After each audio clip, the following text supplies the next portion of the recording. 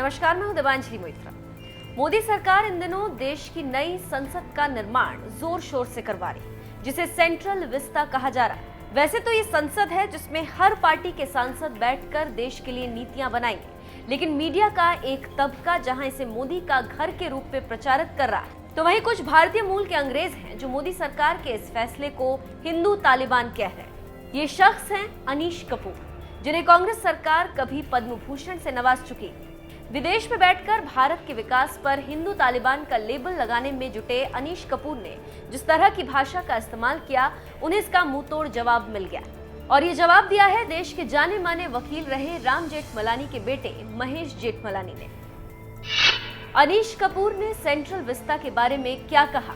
शिल्पकार अनीश कपूर वैसे जन्म से तो हिंदू हैं, लेकिन वो हिंदू धर्म के खिलाफ लिखने की वजह से अक्सर सुर्खियों में रहते हैं।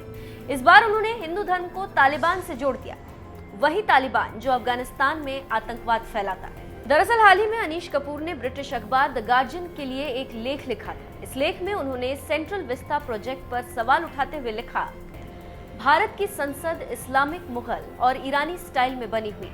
यही कारण है कि मोदी सरकार इस बिल्डिंग को खत्म कर नई बिल्डिंग बनाना चाहती है। आधुनिक भारत की सबसे बेहतरीन मुगल डिजाइन वाली बिल्डिंगों में से एक ये इमारत उससे अखर रही। मुगल इमारतों के लिए दुखी नजर आ रहे अनीश कपूर आखिर भारत की नई संसद पर सवाल क्यों उठा रहे हैं? ये बात बीजेपी सांसद महेश जेठमलानी ने एक के बाद एक किए कई ट्वीट में अच्छी तरह से समझाने की कोशिश की। अपने ट्वीट में महेश जेठमलानी ने कहा है, मोदी और सेंट्रल विस्ता के खिलाफ अपने लेख में जहर उगलने वाले अनीश कपूर से जुड़े कुछ तथ्य अपने आप उनके बारे में सब कुछ बयान करते हैं। पहला, अनीश ने ब्रिटेन की नागरिकता पाने के लिए भारतीय नागरिकता छोड़ दी। दूसरा, 2012 में कांग्रेस सरकार ने उन्हें पद्म भूषण से सम्मानित किया। जेठमलानी ने आगे ट्वीट करते हुए कहा कि तीसरी बात यह है कि 2016 में उन्होंने लंदन में उत्पीड़ित चीन के संतुष्ट कलाकार एई वेइवेई के साथ एकजुटता दिखाने के लिए हाथ में हाथ डालकर मार्च किया। साथ ही चीन में यांचुन बिएनेल से अपने काम को वापस लेने का वादा किया। हालांकि अपने सार्वजनिक रुख के बावजूद वेइवेई को धोखा दिया और अपने काम को प्रदर्शित होने दिया। 2019 में वो बीजिंग के फॉरबिडन सिटी के दरवाजे पर अपने काम को इंस्टॉल करने वाले केवल दूसरे पश्चिमी कलाकार बने।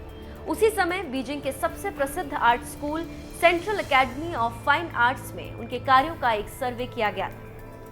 मोदी सरकार और सेंट्रल विस्ता पर हमला बोल रहे अनीश कपूर के सामने ढाल बनकर खड़े हुए महेश जेठमलानी अभी नए नए बीजेपी में आए। उन्हें पार्टी ने राज्यसभा भेजा।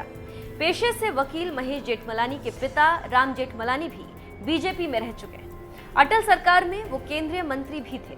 अब उनके बेटे महेश जेठमलानी को बीजेपी ने राज्यसभा भेजा तो संसद पहुंचते ही सबसे पहले अनीश कपूर पर हमला बोला और ये बताने की कोशिश की कि वो किस विचारधारा से जुड़े। आपको बता दें, विदेशों में बैठकर भारत के खिलाफ लिखना कोई नई बात नहीं। इससे पहले हिंदुस्तानी पत्रकार तवलीन सिंह और पाकिस्तानी नेता सलमान तासीर के बेटे आतिश तासीर भी मोदी सरकार की आलोचना कर चुके हैं।